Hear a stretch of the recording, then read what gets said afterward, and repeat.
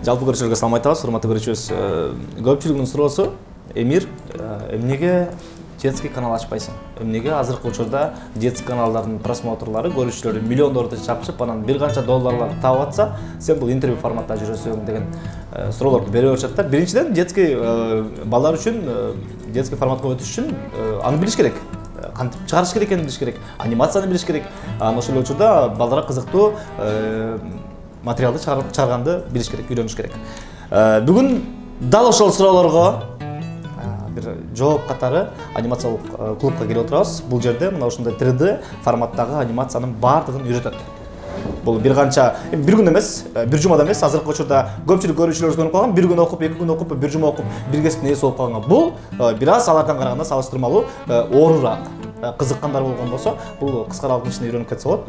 Аслында сиздерге кенен айтып беребиз. Эгерде YouTube канал иштетем, балдар үчүн бир программалар даярдайм, 3D анимация жасайм деген болсо, анын баардыгын астын комменттерде биз менен болууга чакырабыз.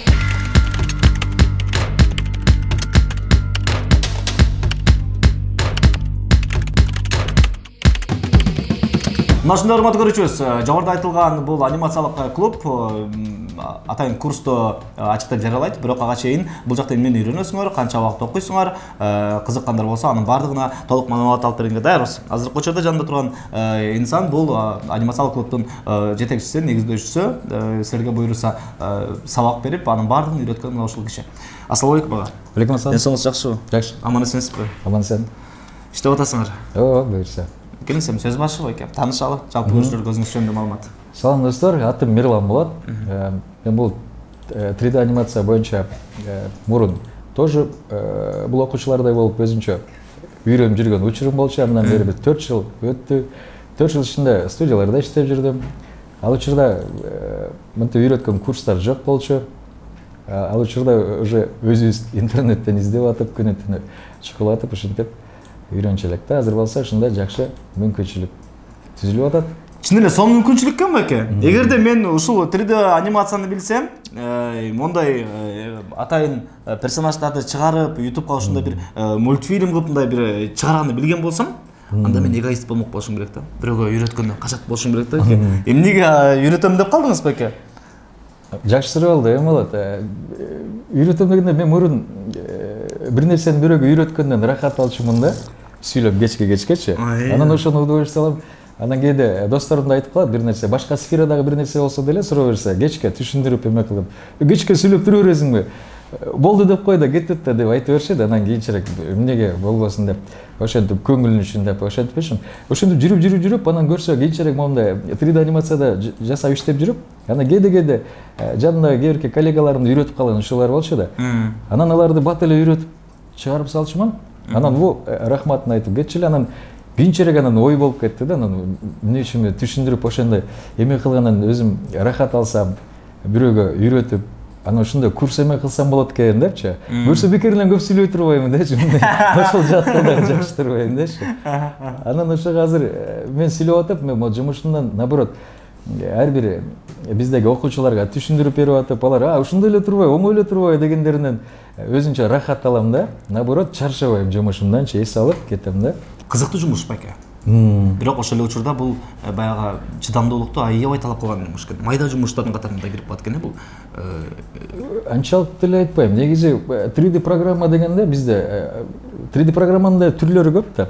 Түрлөрү көп, кыйыны бар, профессионалдуу деңгээлдеги кыйындары бар. Анан башка түрлөрү. Мисалы үчүн Blender, Maya, 3D Max деп коет. Ошол сыяктуу биздики болсо үйрөтө турган программа тоже 3D, бирок биздики Iclone 7 деп коет. Тоже өзгөчөлүк, башкачараак да. Эмне өзгөчөлүгү бар? Ошондо өзгөчөлүк башка программаларга салыштырмалуу биздики функциялары уже более-менее түшүнүктүү, анан оңой да. Жеңилдетилген. Бат эле түшүнүп кетсе болот. Мисалы үчүн ага себеп бизде биринчи поток, бизде 20-августта биринчи поток окуучулар башталган. Андан кийин арадан убакыт өтүп сентябрдын 11-inde экинчи поток башталды. Ошондо экинчи потокто бизде эң кичинекей окуучу 12 жаштагы окуучу келет. 12 жаштагы такыр ошол сферада билбейт, бирок кызыгып жүргөн экен да. Анан ал программаны биринчи жолу ачты, отурду, анан түшүндүрүп эме кылдым. Анан ошондо түшүндүрүп атканда ал ошол курсташтары бар го, 12 жашта, эң кичинекей, анан калгандары 4 киши башка. Ал уже улуу чоңдор. Анан бардыгына түшүндүрсөм, именно ошо 12 жаштагы ал бат эле түшүнөт дагы эле, уже күтүп отуруп калат да. Тилерге түшүндүрүп чыкканча уже бат эле үйрөнүп калат. Анан экинчи сабакта тоже түшүндүрөм, тилерге түшүнүп бүткөнчө бул уже бат эле түшүнүп калат. Анан эртеси күнү бизде свободный график дагы бар да.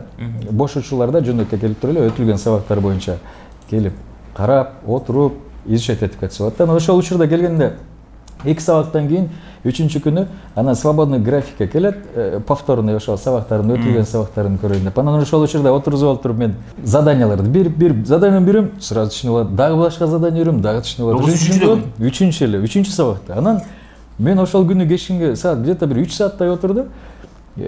Бардык биз өтүлгөн темалар бардыгын өздөштүрүп кетти да, биринчи потоктун уровенине жетип кетти. Анан мен ага айттым, азыр болсо ошол биринчи потоктун окуусу башталат саат 5-те. Эгер күтсөң, саат 5-те ошолор менен бирге отур. Биз бүгүн башка жаңы бир тема ачабыз. Ошол теманы чуть-чуть жакшы кабыл алып, өздөштүрүп кете турган болсаң, ошолор менен биргеликте, уровеньде түшүнүп, анда сени ошол потокко сразу которуп коем дедим. Анан макул жарайт да. Анан саат 5 болду. Отурат, түшүндүрүп атам. Анан эң кызыгы ошолорго түшүндүрүп аткандардан дагы алыныкы бат түшүнүп өтүп кетет. Анан ошондо мен таң калдым, значит, бул жерде кээде адамда ошондой жөндөмү күчтүүлөр да болуп калат да, бир нерсени представлять этип, элестетип жасаган эмелери. Анан ошондой учурлар болуп калат. Анан жаш балдардагы баягы кабыл алуусу дагы батыраак болуш керек да, баягы чоңдорго караганда, Ооба. Анда эмне кредит жок да экен. Ойлоно турган, Барып калат, Тоже бир сет ошол эле, кээде ошо эме да болуш керек. Бир нерсе баштап атканда внимание, кунт бир нерсеге коюш керек да. Аларга сиз айткандай тоже ошондой болуш деле мүмкүн, аларда проблема болуш. Келиспек окуу боюнча. Окуу кандай болот? Канча окутулат? Кантип окутулат? Окуу бизде ошондо окуу офлайн, анан онлайн формат болот. Офлайн формат бизде 1,5 айга уланат. Анан бизде башка курстарга салыштырмалуу бизде офлайнда окугандарга бонус катары офлайнда окуп бүтөт 1,5 ай, бүткөндөн кийин аларга бонус катары онлайн курска дагы аларга доступ беребиз да. Ошондо офлайнда окуп бүткөндөр чуть-чуть кээде нерселерди унутуп калган учурлар бар болуп калса, ошол онлайндагы каналдан группага кошуп коебуз. Ал жактан уже өтүлгөн сабактарды кайра дагы повторно көрүп чыкса болот. Ошондой мүмкүнчүлүк бар да. Ошондо получается вот офлайнда окугандар уже толук кандуу уже өздөштүрүп чыкканга толук 100% мүмкүнчүлүгү бар да. Ошондой. Анан онлайн болсо 4 айга созулат. Онлайн 4 айбы? Айырмачылыгы ушунчабы? Айырмачылыгы ушундай. 4 ай деген менен 1,5 ай дегенде уже бардык онлайндагы видеолор, курстар бардыгы 1,5 ай дегенде бардыгы уже жүктөлүп бүтөт.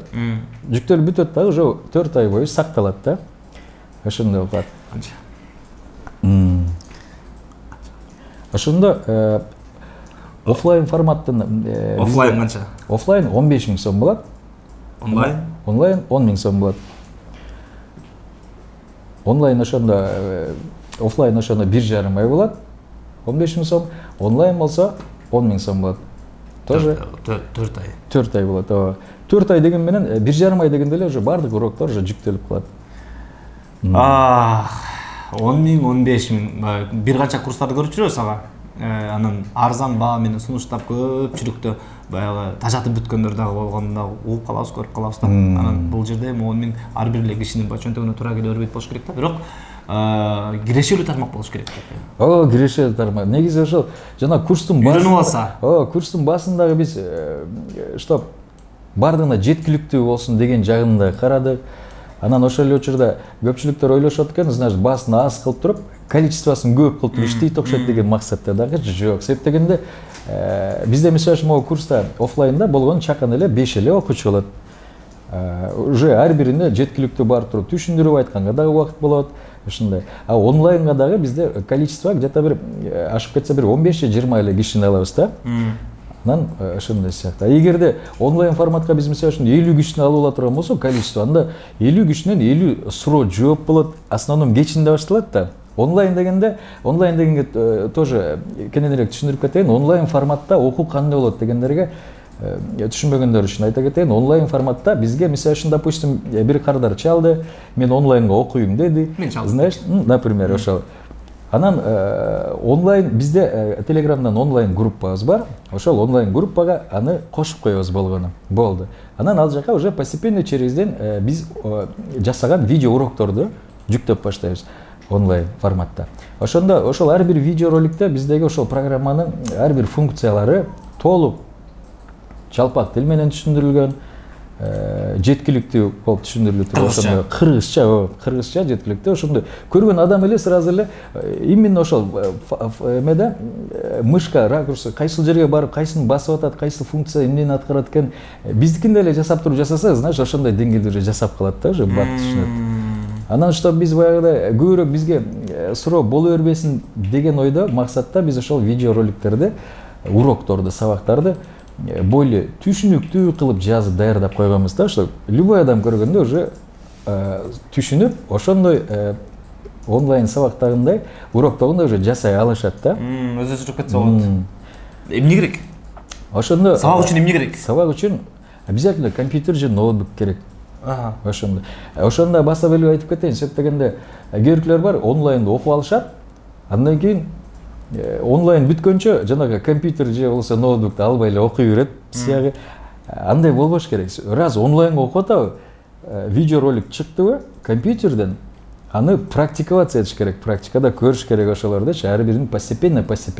Чтоб окуп алып туруп эле примерно мен жаттап калайын, кийинчерээк анан акча чогултуп туруп анан компьютер алам деген сыяктуу андай болбош керек. Себеп дегенде ар бир видео жүктөлүү, черезден жүктөлүп аткандарды практикада видео туруп алып туруп компьютерден ошону жасаш керек. Анан ошон постепенно жасап отуруп анан жанагы үйрөнүп чыгат да.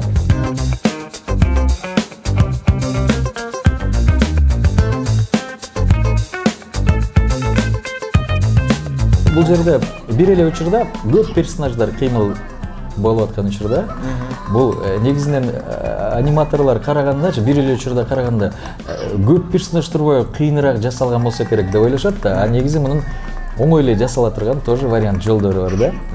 Аны биз ошол биздин курстарда тоже үйрөтүп атабыз. Муну болсо ошондо примерно ошондой деңгээлде жасалган момундай стилдеги видеону где-то бир 2 мүнөттүктү где-то бир 7-8 саатта уже жасап койгонго болот. Бир күн дейлиби экен? Бир күн дейли, ооба. Бир күндө жасап койгонго болот. Бир видео койсоңуз да ошол менен жалпы көрүүчүлөргө айтып кетели. Урматтуу көрүүчүбүз, азыркы учурда баардыгыбыздын эле балдарыбыз өзүнүн жаш курагына жараша YouTube'дан видеолорду көрүшөт. Мисалы 3-4-5 жаштагы балдар азыркы учурда мына ушундай персонаждарды көрүп калган учуру. Бул ошол аты башкача айтылат, эскибиди деп ойлоп. Бирок көрүүчүлөрдүн санын карасаңар эми ал жакта укмуш көп просмотр ал жакта. Анан акчанын баардыгы мисалы ошол жака кетип атканын YouTube менен иштегендер көбүнчө түшүнөт да. Анан сөзсүз түрдө сиз үйрөнүп алсаңыз болот. Мисалы ушунун баардыгын бул деген аябай деле кыйынчылыгы жок экен. Мисалы мен кечээ карап кеткем, көрүп кеткем. Айтып кетсеңиз да экен. Бир аз акырынтып алсаңыз болот дегенде. Ооба. Именно ушундай жанрда жасаган мультфильмдер чем сценарийге салыштырмалуу булар оңоюраак бат жасалат да. Экөөнү кошуп коюш деле мисалы кыйынчылык жаратпайт да, бир канча персонаждардын. Ооба, бир канча кыйынчылык жаратпайт турат. Персонаждар сатып алуу боюнча бизде сайттар бар. Ошондо ошол сайттардан где-то мол персонаждарды көрсөтүп аткан. Семейка мисалы үчүн мондай камера боюнча ошол персонаждар где-то бир $15-10 турат. Ошолорду ошол жактан сатып алып туруп эле уже бир канча сценарий боюнча жасай берсе болот да. Ар түрлүү сценарийде. Бул азыркы учурда тренд болуп аткандыктан көбүрөөк көрүлөт.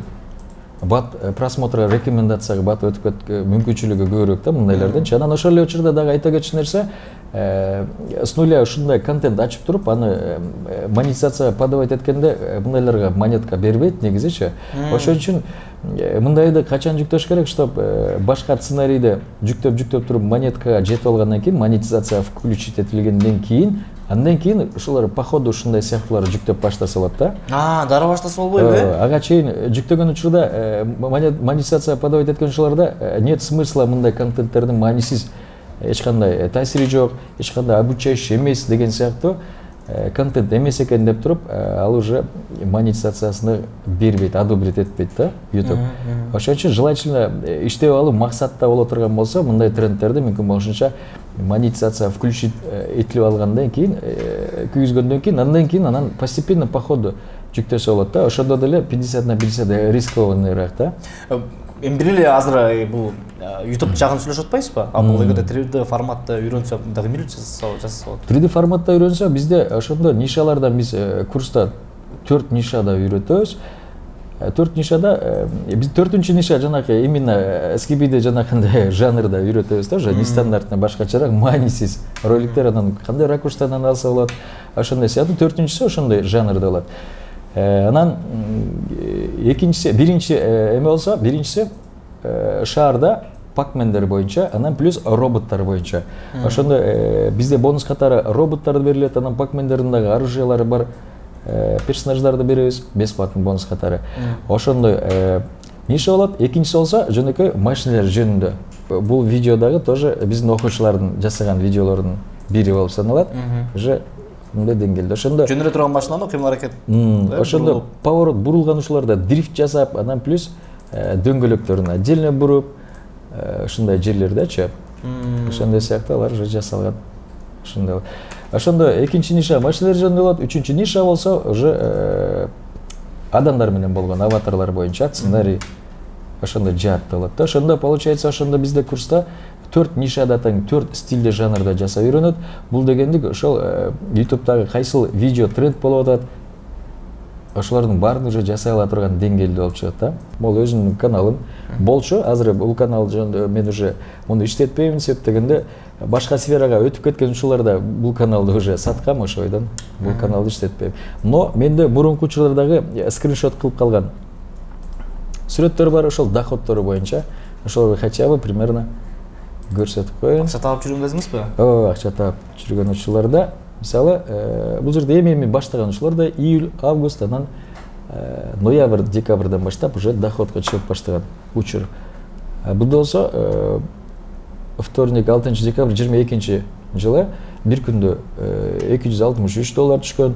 Бул болсо 28 күндөгү бир айлык доход $1818 түшкөн учур. Бул жерде уже жанагы в режиме реального жанагы оборот 1 миллионго чейин чыккан. Просмотрлар 48 саат ичиндегиси. Бар ошондой реальный учурдагы. Ну, основном негизи YouTube тармагында көпчүлүгү ошол YouTube'ду окуган, бирок ошол ниша таппай жүргөндөр көп да. 20 күндө, почти 20 күндө эле боло элек, ошондой же деңгээлде үйрөнүп калышты да уже. Бул жерде дрифттерди жасап, дөңгөлөктөрүн буруп, айландырып аткан деңгээлдеги бул уже толук каны уже основасына түшүнүп калган дегендик да, уже управлять этипчи. Ар биринде өзүнчө стилдери бар да. Өздөрүнүн фантазиясы. Өздөрүнүн фантазиясына жараша болот. Анан бул Бекзат деген окуучубузга текстура бөлүмү бар, ошондой машиналардын цветтерин алмаштырып жасап койсо болот. Кичинекей бир анимация жасап коелду эле. Бетин эмоция, эмоцияларды берип, мисалы, допустим, ушундай абалда отурат, бирок биздин камера ушундай биринчи өйдө жактан башталсын деле.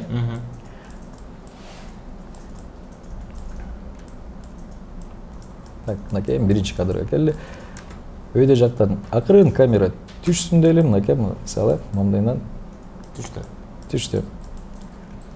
Ошондо биринчи точкадан анимация мындай түшкөн учурда эми буга биз эмоция берели, допустим. Эмоцияга чейин биз башын бир аз кыймылдаткан абалда турсун дейли. Ошондой басабыз дагы примерно бул жерден баштайлы. Ошондо бул могу функциясы менен мышканын ракурсу менен элечи. Сиз өзүңүз кыймылдап атасыз? Курсор менен эле мышка менен эле монтип бат эле жасап койсо болот да. Примерно ошентип отурсун дейли. Анан болду. Эми бутун дагы тоже кыймылдатып койсок болот. Тоже буту басабыз, мисалы үчүн бул эмес.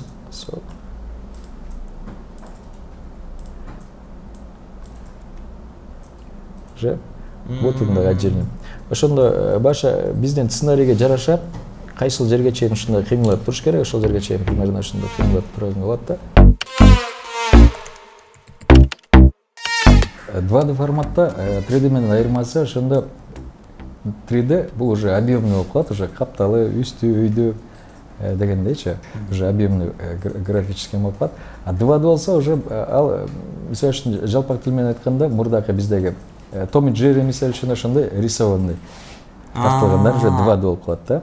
Канчалык актуалдуу экен ушул 3D анимация? Бизде, Кыргызстанда, дүйнөнү айтпай эле коелу экен бизде. Кыргызстанда актуалдуулугу эми ошол жаатта болуп келатат. YouTube боюнча иштесе болот экенде деп туруп, YouTube боюнча сферага кирет, киргенден кийин эмне жасап жүктөш керек дегенде, анан тоже вопрос тугулат. Анан кийинкилер ошол курстардагы телефон менен эле тартып туруп иштесең болот дегендери бар. Анан ошолордун катарында азыркы уже более-менее востребованный уже 3D анимация боюнча биздин курс уже как кесип катары болуп калат да дальнейшийчи. Аны үйрөнүп алып туруп ошол YouTube сферасында тоже иштесе болот. Анан ошол эле учурда фрилансер болуп туруп да башка студияларда тоже иштесе болот. Азыр биздин курстардан уже результаттарын биз өзүбүздүн страничкабыз Instagramга жүктөп атабыз. Ал жактан уже мыкты креативный ойлонгондор барбы аниматорлор деп уже сурагандар болуп атат. Кызыгуу башталды, Биз результаттарынан көрүп туруп эле уже более-менее уже жакшы деген сыяктуудай эме кылып атышат да, кызыгыпчы. Анан алар бизде азыр курста пока бүтүрүүчүлөр бизде жок, но 1,5 ай бүткөндөн кийин уже сонун деңгээлде уже жасап чыгат да. Буюрса биздин курска кызыккандар бар болсо, ушундай сфера жөнүндө өзүн каалоочулар бар болсо, ошол сферада өзүнү баалап сынап көрүүнү каалагандар болсо, биздин дарекке келсеңиздер болот. Биздин курста офлайн жана онлайн форматта окуп болот. Анан ар бир биздеги толук кандуу айтып кете алам ишеничтүү. Ар бир окуучу сөзсүз түрдө бардыгы үйрөнүп чыгат курста бүткөндө. Анан ал курс бүткөндө аяк жагында уже биз каналдан чогуу баары бирдикеликте отуруп кантип канал ачылат, кантип жүктөлөт, нолдон баштап аягына чейин толук үйрөнүп анан чыгат. Маалыматыңыз үчүн рахмат айтабыз байке. Буюрса эми жаштарды окутуңуз, бул жашы курак деле чектелген эмес да. Мектеп окуучусунан баштап чоң агаларыбыз, эжекелерибизге чейин бул кесип сунуштала берет. Бул азыркы учурда актуалдуулугун, жакынкы жылдары бул актуалдуулугун жоготпогон кесиптердин бири болот.